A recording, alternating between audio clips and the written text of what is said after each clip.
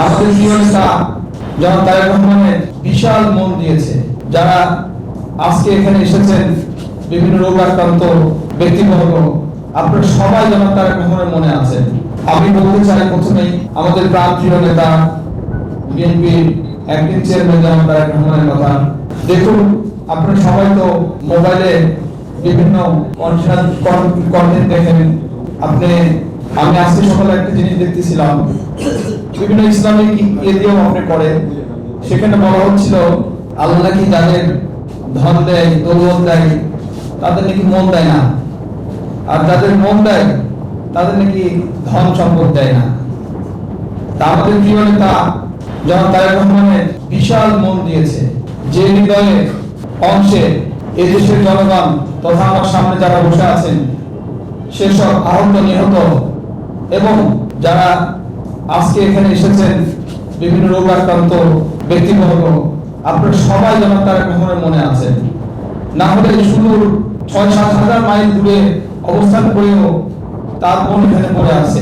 সারাদিন আপনাদের কথাই ভাবে, না হলে কেমনে আপনাদের সংবাদ পাই? আমরা অনেক সময় সংবাদ পাই না। সে কোথায়, কোন ডিস্ট্রিক্টের কোন গ্রামে, কোন একটি নির্বৃত্ত অঞ্চলে একটি মানুষ আহত হয়ে পড়ে আছে, সেই সংবাদ তার কাছে কেমনে পৌঁছে যদি বাংলাদেশের জন্য তার মন না কাঁদে, না পড়ে থাকে। বসুন্ধরা টিস্যু, অশুদ্ধতার বিরুদ্ধে এক বিন্দুও ছাড় নয়। একজন তারেক রহমান, উনি কিন্তু বিশাল হৃদয়, এটাই প্রমাণ করে।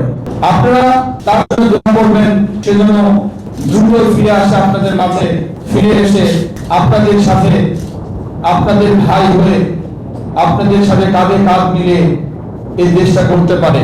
গত 17 বছর 18 বছর স্বৈরাচার সরকার এই দেশটাকে একটি ভঙ্গুর দশায় পরিণত করে গেছেন। আপনারা জানেন, ব্যাংকগুলো দেখেন, শুধু এটি বলবো, অর্থনীতি সেক্টরের ব্যাংকগুলো, যে ব্যাংকগুলোতে এখন দেউলিয়া হয়ে আছে, ব্যাংকগুলো বন্ধ হয়ে গেছে, অনেকগুলো বন্ধের উপক্রম, অনেকগুলো চলছে কুড়িয়ে। সেদিন এক ব্যবসায়ী বলছে, আমি 6 লাখ টাকা তুলতে যে আমার 3 ঘন্টা বসে টাকা লাগছে। তাহলে একটা ব্যাংক যদি একটা ব্যবসায়ীকে 6 লাখ টাকা দিতে না পারে, সে বলছে আমার 6 কোটি টাকার উপরে আছে, আপনাকে 6 লাখ টাকা দিতে পারে না ব্যাংক, তাহলে কি অবস্থা, অর্থনীতি অবস্থা বলেন। আবার একটি ব্যবসায়ী আছে, নাম বলতে চায় না, ছোট মুখে বড় কথা হয়ে যাবে, সে নাকি আমাদের এই ব্যাংকে যতগুলো টাকা আছে তার অর্ধেকের বেশি টাকা তার ব্যক্তিগতভাবে আছে। তাহলে বোঝেন কি অবস্থা। আমরা ওইদিকে যেতে চাই না, আমরা মানবিক সংগঠন, কথা না বলেও পারি না, এই জন্য বলতে হলো। আমরা কারোর মনে কষ্ট দিতে চাই না। আমাদের সংগঠন তৈরি হয়েছে মানুষকে হেল্প করে তার মনকে ভালো করার জন্য, আমরা কারো কষ্ট দিতে চাই না। আমরা সৃষ্টির জন্য ইনশাল্লাহ আগামীতে লড়ে যাব। আর এই সব পরিবারের পাশে আমরা হয়তো সম্ভব মেয়াদী, আমরা সবাই জানেন মানুষ মরণশীল, আমরা আসছি সবাই জীবনটা সংক্ষিপ্ত জীবন নিয়ে এখানে আসছি, কিন্তু আমরা চলে যাব, কিন্তু এই সংগঠন আমরা বিএনপি পরিবারের জন্য যুগ যুগ ধরে আপনাদের সেবায় কাজ করে যেতে পারে। এই জন্য আমরা এমন কিছু নজির সৃষ্টি করে যাব যেন সংগঠনকে মানুষ না ভুলতে পারে।